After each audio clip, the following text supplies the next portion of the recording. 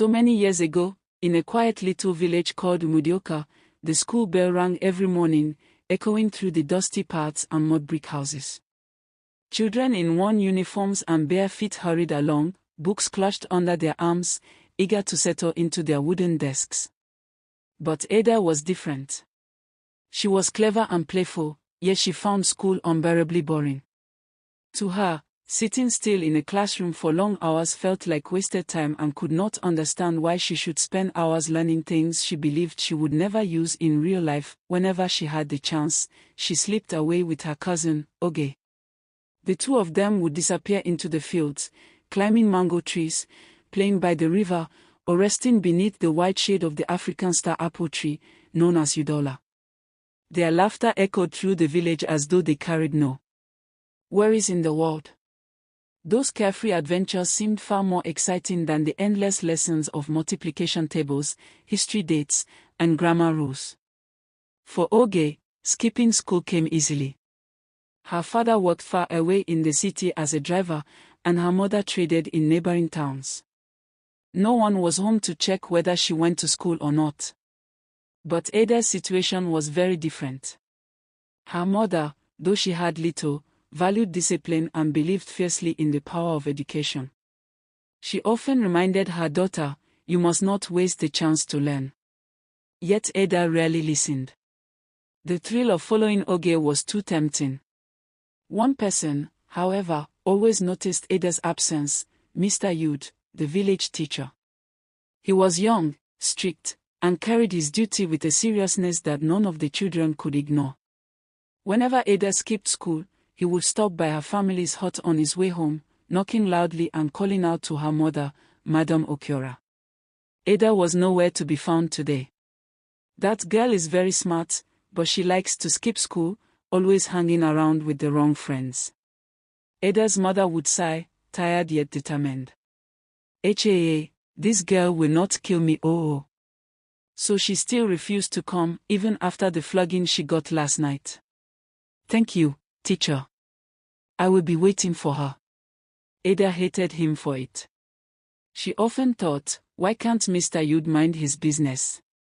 Why must he always report me? She wished her mother were like Oge's parents, absent, lenient, unconcerned. Instead, her mother punished her again and again, sometimes even dragging her back to class by the hand. After months of endless struggle, her mother grew weary.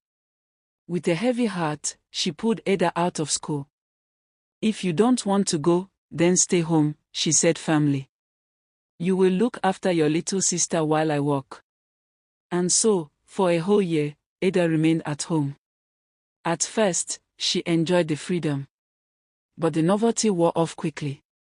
Day after day, she watched her peers walk past with books under their arms, heading to school, while she sat behind. Oge still skipped, but her restlessness only grew. Eventually, she dropped out altogether, and before long, she was married off while still young. By the time she had 3 children, her life was already filled with hardship. Ada's mother saw this and refused to let her daughter meet the same fate. After a few years, she looked Ada in the eyes and declared, "You will return to school. But listen, if you skip even once, I will pull you out permanently and send you to learn petty trading. This is your last chance." Ada agreed with a newfound seriousness. When she returned, however, she discovered the cost of the years she had lost. She was placed in the same class as her younger brother, who had continued faithfully while she was at home. The shame burned deep, sitting beside children who once looked up to her but were now ahead. Still, she endured. For the first time, she chose not to run away from her embarrassment but to face it. Mr. Yud welcomed her back, his eyes filled not with judgment but with quiet hope. And Ada kept her promise.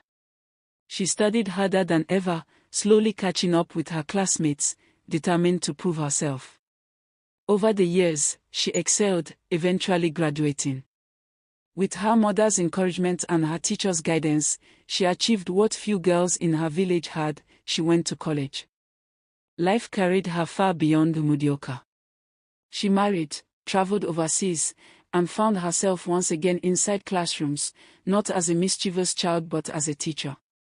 Her work was with students who were at risk of dropping out, children who reminded her so much of herself.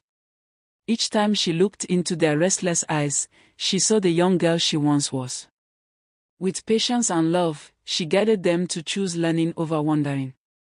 Though she now lived far from her small village, Ada never forgot the two people who shaped her path: her mother, who refused to give up on her, and Mr. Yud, the teacher who never stopped reporting her absences because, deep down, he believed in her future.